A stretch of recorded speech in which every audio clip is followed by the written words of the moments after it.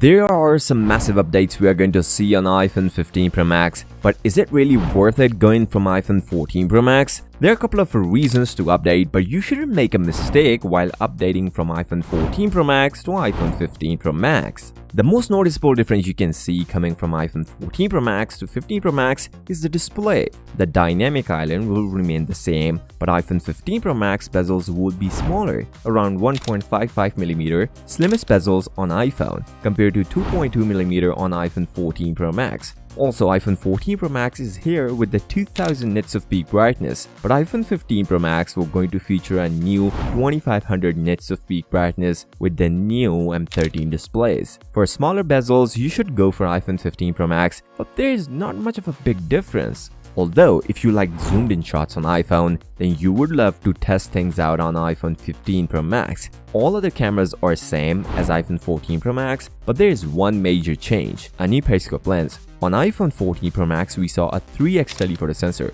but on iPhone 15 Pro Max, we are going to see 5x to 6x optical zoom, which is almost double than the iPhone 14 Pro Max. One thing to notice, if we are getting nearly 6x optical zoom, then iPhone 15 Pro Max can zoom up to 10x with a digital zoom. If you're not into zoomed in shots, then 14 Pro Max will work best for you.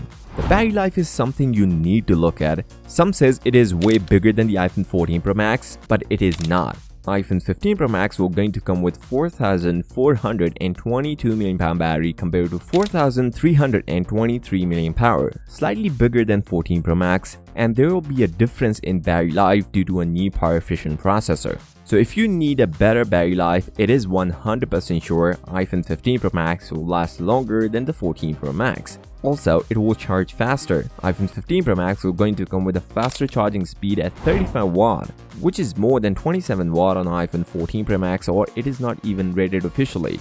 The key update is the USB Type-C. So every accessory of iPhone 15 Pro Max will going to come with the USB Type-C support. So it is a little bit hard to make a switch, or you need two cables, lightning cable for accessories and Type-C for iPhone. The build quality is changed on iPhone 15 Pro Max, and there is a noticeable difference. Apple is going to add a titanium frame on iPhone 15 Pro Max, which will help in two ways. First, the durability will be better on iPhone 15 Pro Max, and most important, the weight of the phone is reduced, about 10% lighter than the 14 Pro Max. iPhone 15 Pro Max weighed around 221 grams compared to 240 grams on iPhone 14 Pro Max. If you hold both phones side by side, you can actually feel the major difference, as now iPhone 15 Pro Max is even lighter than the Galaxy S23 Ultra. Apart from other updates, we saw a new A17 Bionic chipset on iPhone 15 Pro Max, and as per numbers, it is way ahead compared to the 14 Pro Max. And it is here with the 3nm process instead of 4nm on 14 Pro Max, so the performance and power efficiency is way better than the 14 Pro Max.